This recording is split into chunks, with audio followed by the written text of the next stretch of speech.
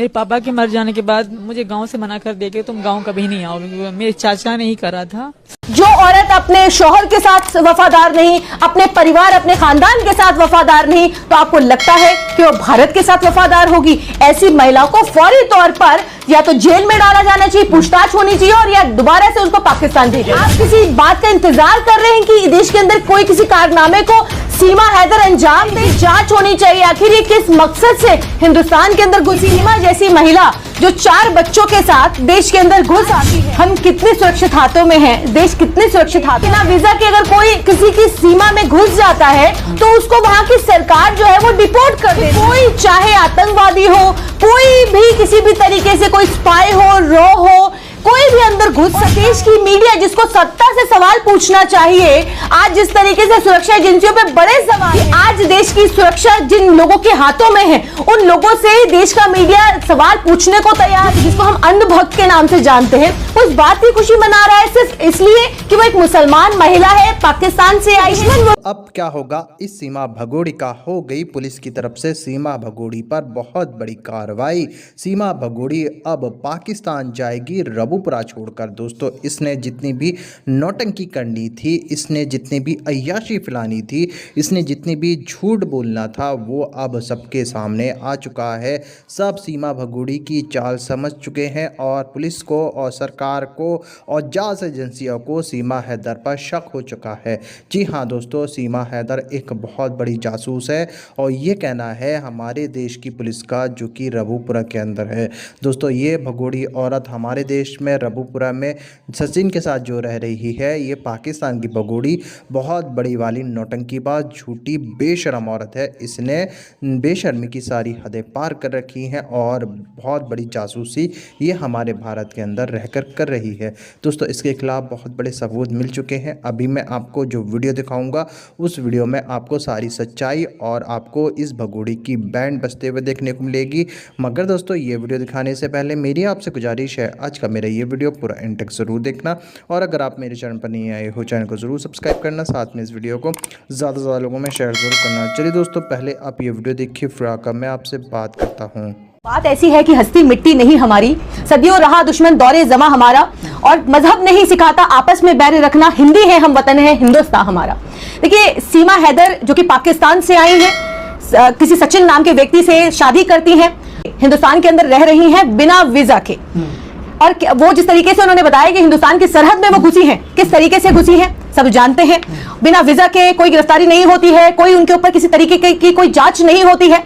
देखिए, इस बात से साफ होता है कि आज देश की सुरक्षा एजेंसियां जिस तरीके से काम कर रही हैं, देश के गृह मंत्री जिनके हाथों में देश की सुरक्षा है, वो किस तरीके से काम कर रहे हैं, इस बात से आप इस बात का अंदाजा लगा सकते हैं कि आज हम कितने सुरक्षित हाथों में हैं, देश कितने सुरक्षित हाथों में है। कि सीमा जैसी महिला जो 4 बच्चों के साथ देश के अंदर घुस आती है और उसके खिलाफ कोई एफआईआर, कोई कंप्लेन, किसी तरीके की गिरफ्तारी, कोई जांच नहीं होती है, इससे क्या ये क्या दर्शाता है? ये सीधे सीधे 2024 चुनाव नजदीक है, 2024 में आज देश की सीमाओं को इस तरीके से खोल दिया गया है कि कोई चाहे आतंकवादी हो, कोई भी किसी भी तरीके से, कोई स्पाई हो, रॉ हो, कोई भी अंदर घुस सकता है और आप इस देश के अंदर किसी भी तरीके की घटना को अंजाम दे सकता है। और वो दिन दहाड़े आप देखिए कि वो किस तरीके से खुलेआम वो घूमती है, मीडिया को इंटरव्यू देती है, और देश की मीडिया जिसको सत्ता से सवाल पूछना चाहिए, आज जिस तरीके से सुरक्षा एजेंसियों पे बड़े सवाल हैं, देश की सेना पे बड़े सवाल हैं, बीएसएफ पे बड़े सवाल हैं, गृह मंत्री से सवाल करने चाहिए, लेकिन सवाल पूछना तो दूर की बात है, बल्कि देश का मीडिया जो सो कॉल्ड मीडिया है देश का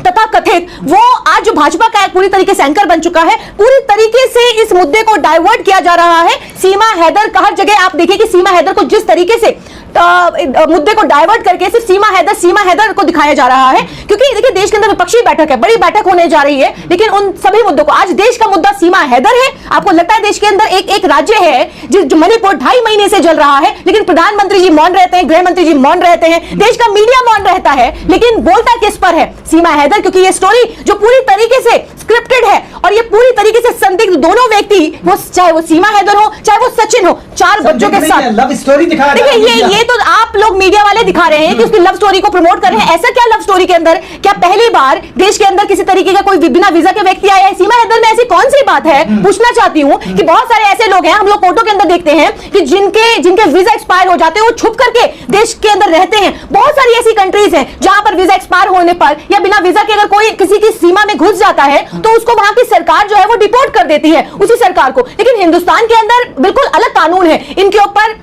फॉरेनर एक्ट लगना चाहिए। फॉरेनर एक्ट जिस तरीके से देश की सीमा के अंदर घुसी है, फॉरेनर एक्ट लगने की बजाय इनकी जांच होनी चाहिए, आखिर ये किस मकसद से हिंदुस्तान के अंदर घुसी है। लेकिन कोई जांच किसी तरीके की 50 दिन तक तो भारतीय एजेंसी और मीडिया को पता भी नहीं था कि भारत की महिला क्या बच्चों के साथ, अब तो पता है। अब किस बात का इंतजार हो रहा है? किस घटना का, किस हादसे का इंतजार हो रहा है? आपने 140 करोड़ की आवाम को आपने जिस मुश्किल में डाला हुआ है, आप किसी बात का इंतजार कर रहे हैं कि देश के अंदर कोई किसी कारनामे को सीमा हैदर अंजाम दे। आपने क्या उनको जांच आपकी पूरी हो गई है? क्या आपने उनसे कोई पूछताछ करने की जहमत की है? क्या आप उनसे कोई पूछताछ करें? वो किस तरीके से वहां पे मीडिया के सामने वो अलग अलग मीडिया को अलग अलग स्टोरी नरेट कर रही है और मीडिया उसको अपने अपने एंगल से दिखाता है। लेकिन आज भी मैं यही कहूंगी कि आज बड़ा सवाल देश की सुरक्षा का है कि आज देश की सुरक्षा जिन लोगों के हाथों में है, उन लोगों से देश का मीडिया सवाल पूछने को तैयार नहीं है। लेकिन आज सिर्फ देश में लगता है कि मुद्दा सिर्फ और सिर्फ सीमा हैदर है। सब इसलिए बनाया जा रहा है क्योंकि 5 जो मुस्लिम है वो हिंदू हो गए हैं, हिंदू राष्ट्र को बढ़ावा मिल रहा है, ये जीत की खुशी है। देखिए, ये एक तबके को खुश करने के लिए इस तरीके की पाकिस्तान से कोई महिला आ गई है, वो सीमा है, सकीना है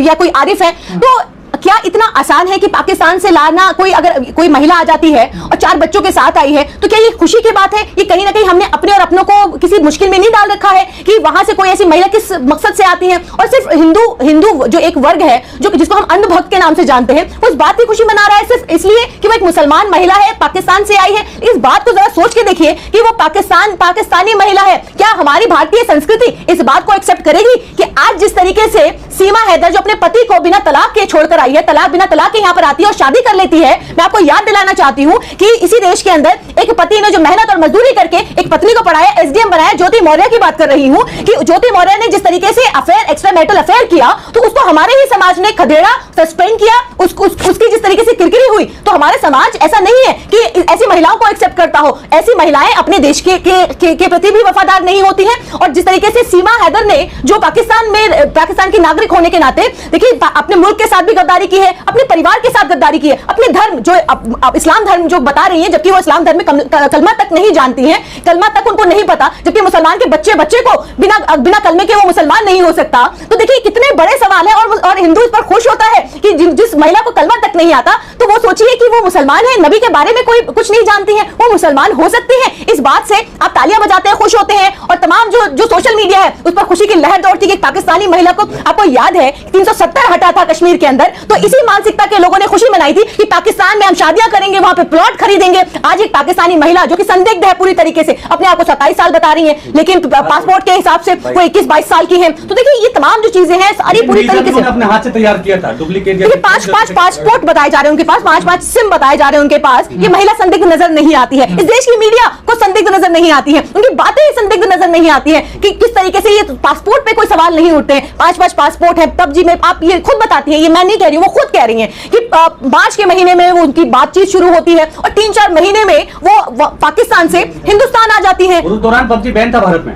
वही मैं कह रही हूँ कि देखिए ये पूरी तरीके से संदिग्ध है। और अगर पबजी बैन नहीं भी है, मैं कहती हूँ कि पबजी बैन नहीं भी है हिंदुस्तान के अंदर, तब भी क्या 3-4 महीने काफी है किसी भी महिला को किसी पर एतबार करने के लिए? जो दूसरे मुल्क, पड़ोसी दुश्मन मुल्क है पाकिस्तान के लिए, हिंदुस्तान तो दुश्मन मुल्क ही है और हिंदुस्तानियों के लिए भी पाकिस्तान दुश्मन मुल्क है। तो दुश्मन मुल्क से कोई महिला 4 बच्चों के साथ आ जाती है, कुछ जाती है, और आप उसको जिस तरीके का मान सम्मान देश की मीडिया दे रही है कि आपको नहीं के लिए जो ये सारा जो षड्यंत्र रचा जा रहा है, क्योंकि अगर कोई इसकी जगह कोई और व्यक्ति होता तो मैं समझती हूँ कि कोई ऐसा व्यक्ति पकड़ा जाता जिसके पास एक से ज्यादा आईडी होता। तो मैडम पाकिस्तान से जब से सीमा आई है तब से लगातार पाकिस्तानी तंजीमें जो है वो लगातार धमकियां दे रही है वहां पर कि वहां पर पाकिस्तान में जो भी मंदिर है उसे तोड़ दिया जाएगा अगर सीमा को अगर नहीं भेजा गया पाकिस्तान। देखिए क्या मुल्क का माहौल खराब नहीं होगा? देखिए ये हमारा मुद्दा नहीं है कि वो वहां पर क्या करेंगे क्या नहीं करेंगे, लेकिन मैं एक बात जानती हूँ कि जो औरत अपने मुल्क के साथ वफादार नहीं, जो औरत अपने धर्म के साथ वफादार नहीं, जो औरत अपने शौहर के साथ वफादार नहीं, अपने परिवार अपने खानदान के साथ वफादार नहीं, तो आपको लगता है कि वो भारत के साथ वफादार होगी? ऐसी महिलाओं को फौरी तौर पर या तो जेल में डाला जाना चाहिए, पूछताछ होनी चाहिए, और या दोबारा से उसको पाकिस्तान भेजा जाना चाहिए। डालने की बात कर रहे हैं, यहाँ तो चंदा दिया जा रहा है, उनको मान सम्मान दिया जा रहा है, सम्मानित किया जा रहा है। देखिए ये हमारे देश की जो मीडिया है, जो देश के वो ऐसे लोग हैं जो भक्त हैं,